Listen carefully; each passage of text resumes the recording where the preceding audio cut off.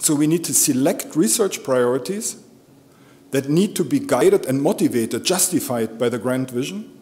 And then we need plans for organizing the research and innovation process, the major lines of research, maybe 3, maybe 4, maybe 2, actors from research, users, LT providers, language communities, and the modes, which actors and how do we cooperate, and phases. We need phases for that. You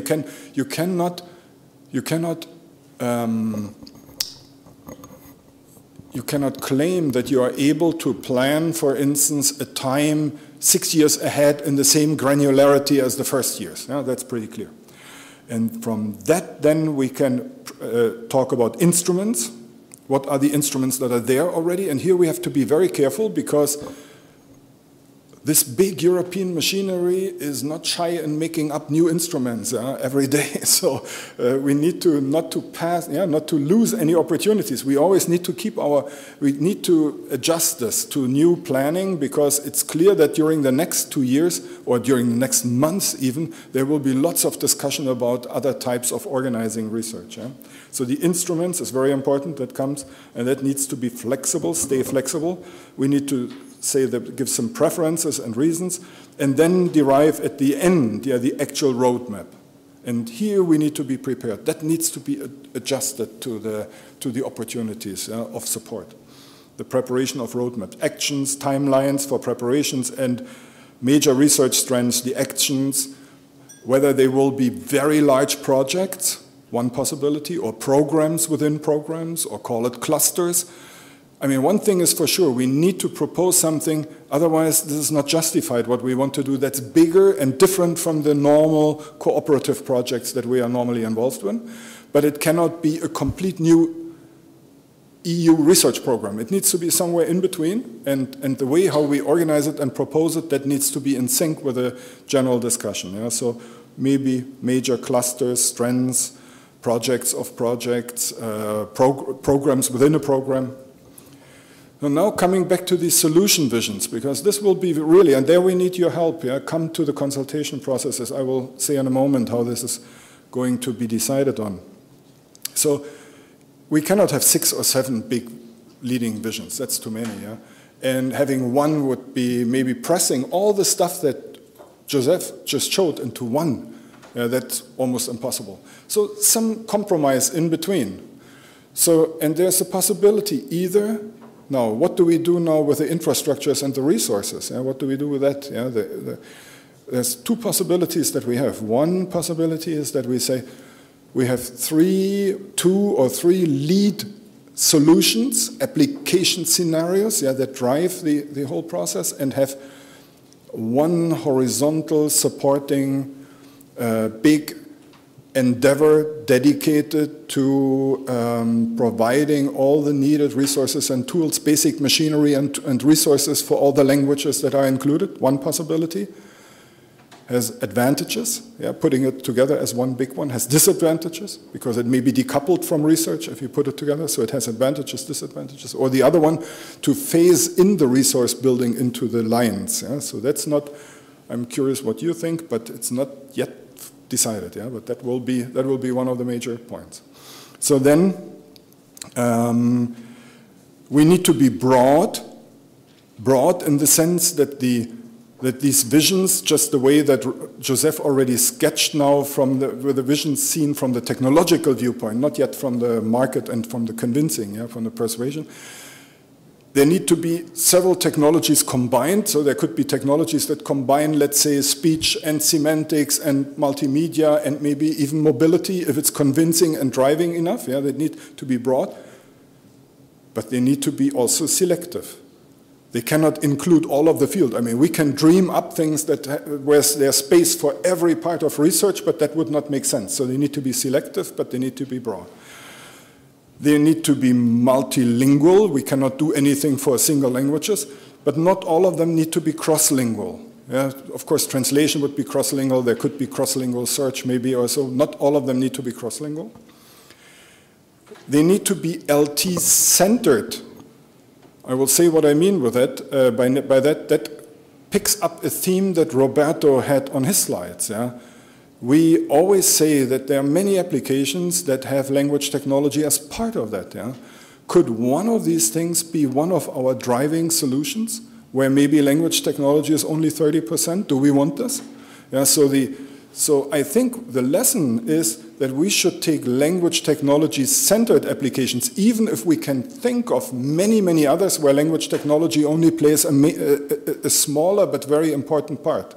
But that could be done with other instruments, with other means, in other types of projects. Here we need to have language technology-centered, maybe not exclusive. There can be other technology in there, but it should be mainly language technology solutions, right? So not completely outside.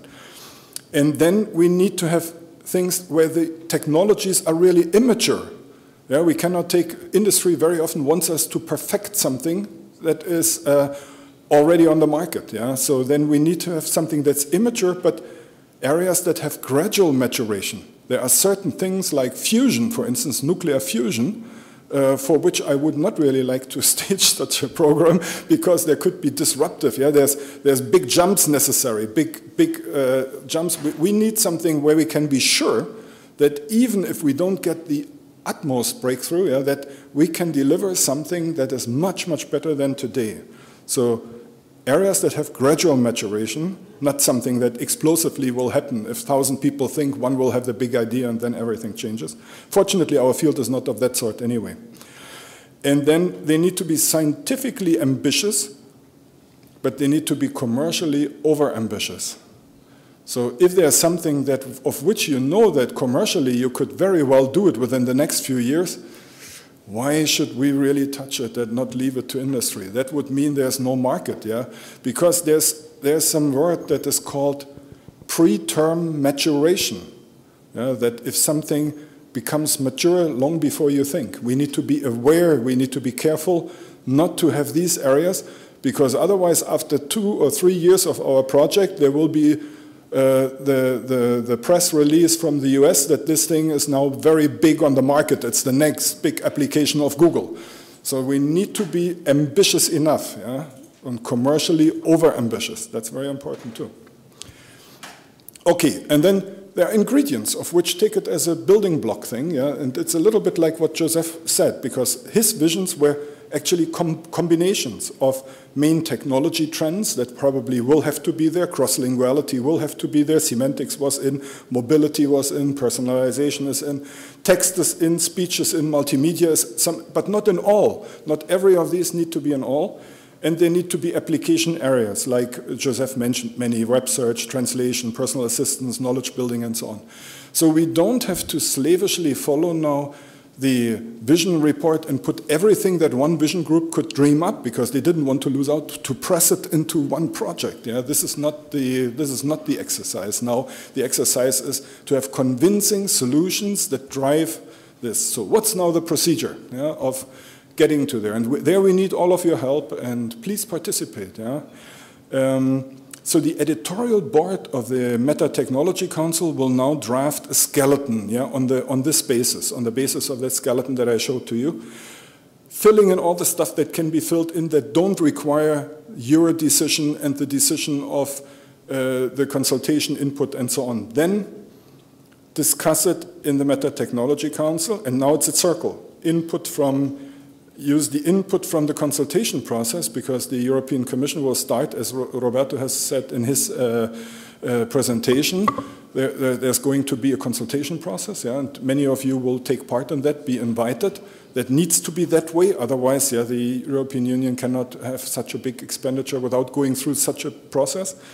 And that's why if we now decide to take, if we decided to take a poll now, and it would clash with this decision process, it would be kind of strange. Who would win or so? That would be strange. That we don't want. So we want to keep it in sync with the other process. And part of this consultation process is going to be a business forum, yeah, in which there was, some of you have realized that some people were not here for a while. Yeah, they were out there, and not all smokers, and they were out for too long. And so there's a business forum also forming. And this one will also give input here, yeah. So and and then input from the meta community, from all of you, via the web, via these conferences, and so on, and other stakeholders who are interested. And this may go through a couple of rounds, but our goal is to have a version 1.0 in December. This is very ambitious because this consultation, I mean, it's lots of input here, but our goal is to have a first version. It may not be yet what everybody likes, and so maybe in the end, it will never be that there. But, and then we need to go, we need to shoot for a final SRA, including the roadmap, meaning already instruments, timelines, exact plans, and so financial estimates and finances, and so that by mid-May, so that it can still feed in time with the, what used to be called FP8 in the Horizon 2020 decision process, in Horizon 2020. So this is the, so you all understood the procedure, you can all be part of it. Actually, you have to, not everybody, but most of you have to, otherwise it doesn't work. And you can be part of this decision process. In the end, if we still have the time, Nicoletta, then do something. Do we still have the time or not? We still have 5 minutes. Okay, well timed. Okay. If we still have the time, we can entertain you with something else, or you entertain us with something else. It would be very nice to have a key slogan. And it's not absolutely necessary, but many of the other initiatives have it. It should be very easy and simple. It should describe the main goal, like language technology in my shoes, or language technology everywhere. Or so it should be understood instantly. It should be effective outside of LT. This is very important. So 90% of your proposals will already be out by that. So outside of LT, because it needs to work with public decision makers, with deciders in the corporate world, with media and public. And many, so we collected during our meetings, this is not even a complete list. We were always taking notes in several meetings. We collecting long lists. At some point we may put them up and share them with you, and you can come up with some additional suggestions. Actually, Horizon 2020 that Roberto already mentioned, or Horizon, Horizon, that was publicly decided. That was the result of a big decision process. That was, there was. I participated in it, but I suggested something else. So it was not my suggestion taken, and maybe it will not be your suggestion taken here. But everybody can participate. I mean, this is in the end democracy. You all put in something, and then in the end something is taken that none of you but one suggested. So that is can be so. Think about it, Think about these.